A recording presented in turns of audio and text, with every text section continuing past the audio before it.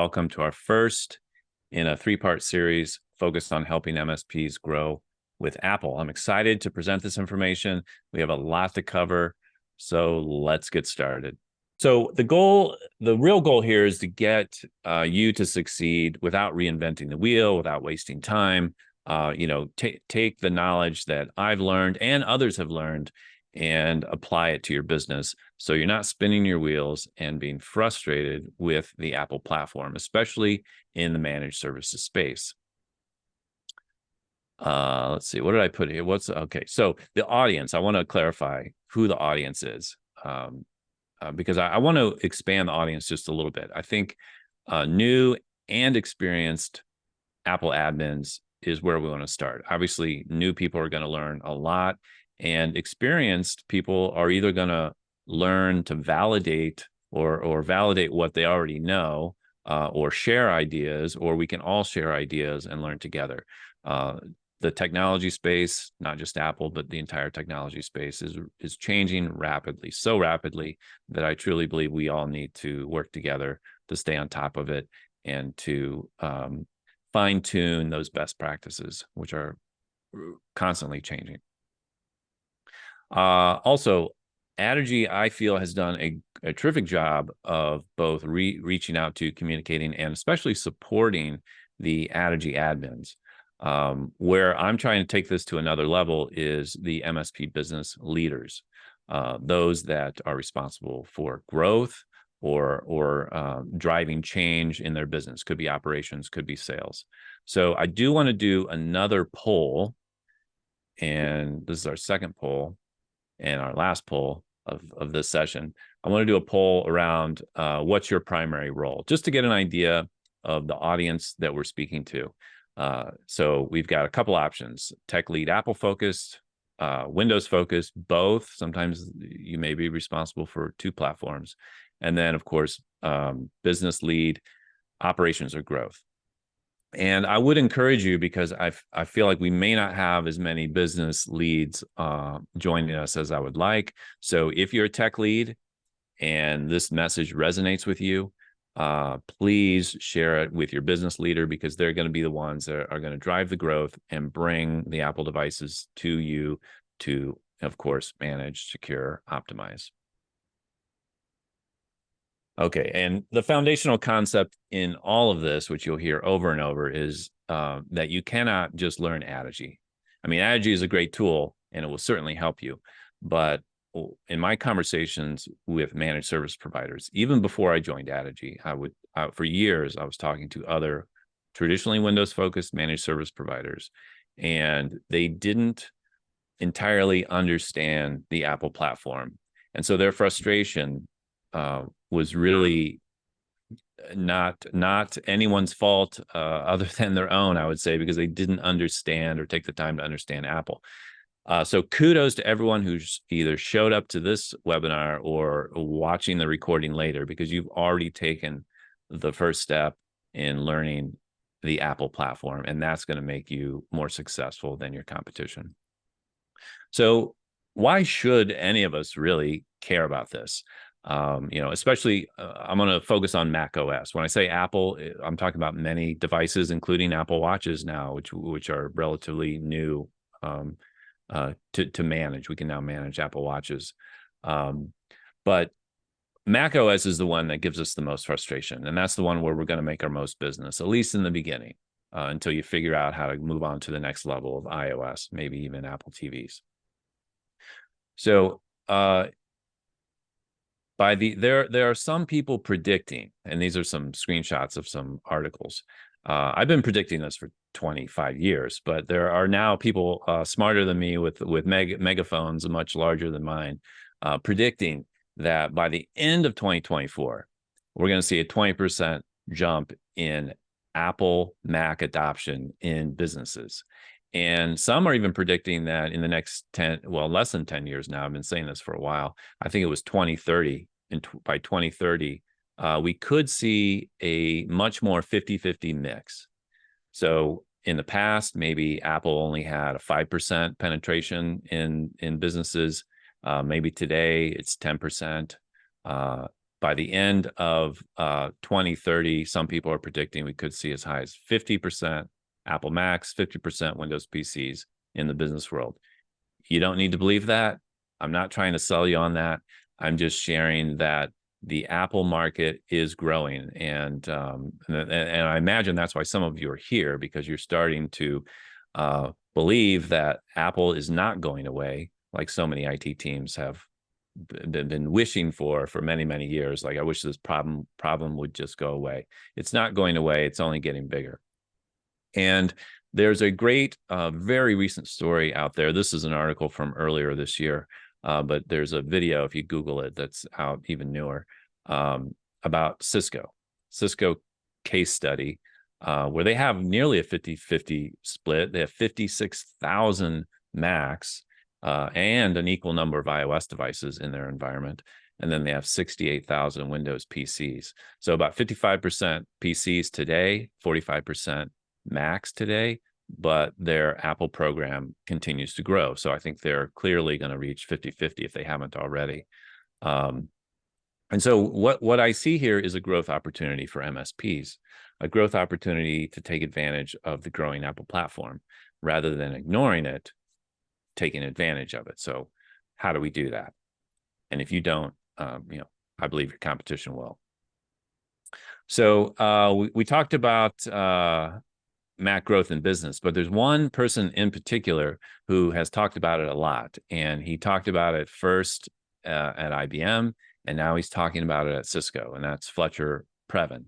And if you've ever heard Fletcher talk, you know what I'm talking about. He talks about how the total cost of ownership, not the initial device price, the total cost of ownership over 3 years for a Mac versus a Windows device, the Macs are better.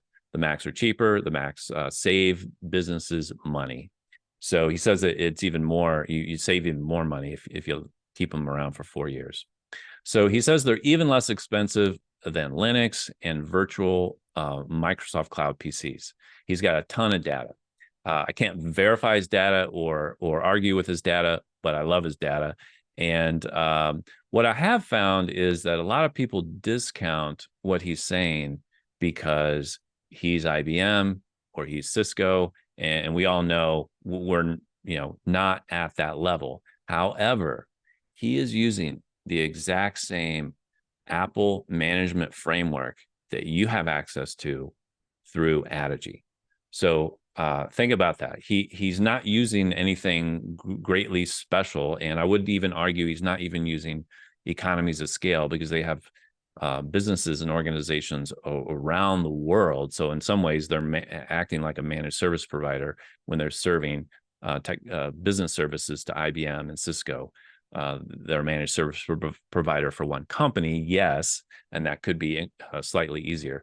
But the point is that there are a lot of outdated views about Apple Macs and what it costs to support them. And he's debunked all of them. And I encourage you to go out there and watch his presentation. So there's a lot more about that. I'm not going to go through, watch his presentation rather than listen to me. But one thing I do want to bring to your attention, a couple things. He did open source his Mac and Windows total cost of ownership calculator. So you can go there right now, download the calculator, plug in your own numbers, and see how Mac and Windows compares in a total cost of ownership over several years. And I think that's pretty cool, and I appreciate that Cisco allowed him to do that. And I want to ask you this question: what if you didn't grow? Which could be fine for some people. Not everyone wants to grow. Maybe you have a perfectly fine business, a perfectly fine device count. That's all you want to do. But what if in the process your client shifted from all Windows to a combination of Windows and Mac, or maybe even a closer combination of 50-50? What would that look like? And in Previn's world, he says 33% fewer engineers are needed to manage the Mac program than the Windows program.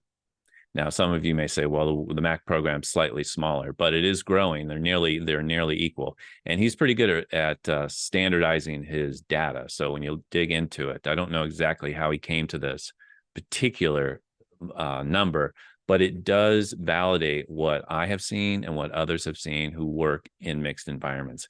It is easier to manage Apple. That being said, it can be more work to get into managing Apple, because managing Apple is not as easy as owning Active Directory and suddenly you have control over all the devices. It's a little different. And that's some of the things that we're going to talk about here. Okay, so this is a framing concept that I want us all to consider, because this is going to play a huge role in whether you kind of agree with what I'm saying or not. Windows PC equals Apple Mac. A lot of business leaders think they are the same. A lot of business leaders think that, well, our team is smart, our team knows Windows. Apple says it's easy. It's got to be easy. We'll just have them do both. And I personally don't know that that's the best approach. But more importantly, you can't treat them the same. And here's why. Here's why I don't believe they're the same. And it's really about culture. And we cannot discount culture. We're engineers and techies, and we think we can. We like the numbers, we like the black and white, but we cannot discount this. When I look at a Windows PC, and this is not everyone here, this is the general. I'm going to generalize and make some really big generalizations that are going to apply to most of the world outside of the people in this room who want to learn and change and grow. But when you look at a Windows PC, you're talking about a device. That's all we're concerned about. A device, a device, a device. Apple, for many years, has been focused on the experience, and the user is central to that experience. You've heard about the Apple unboxing experience as an example. That's a real thing. Go Google it.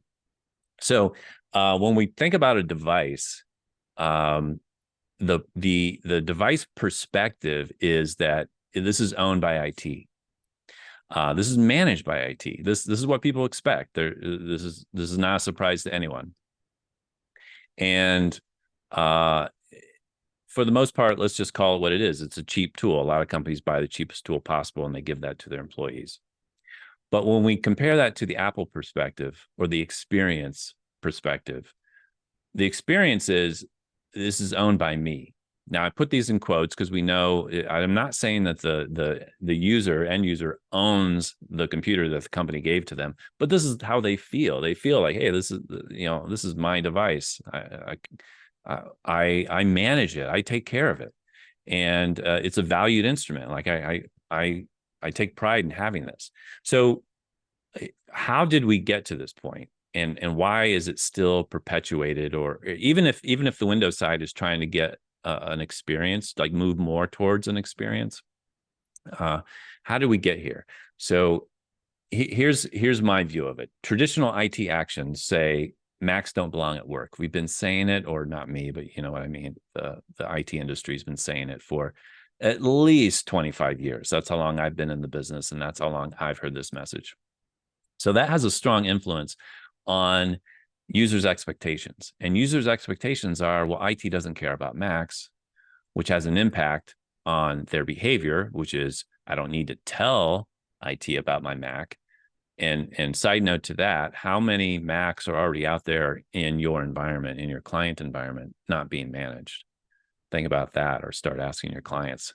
And this has a cause, which is the perception that nobody wants Macs because nobody's asking for Macs, because no one's bringing it to your attention, which of course reinforces the idea that, well, traditionally Macs don't belong at work.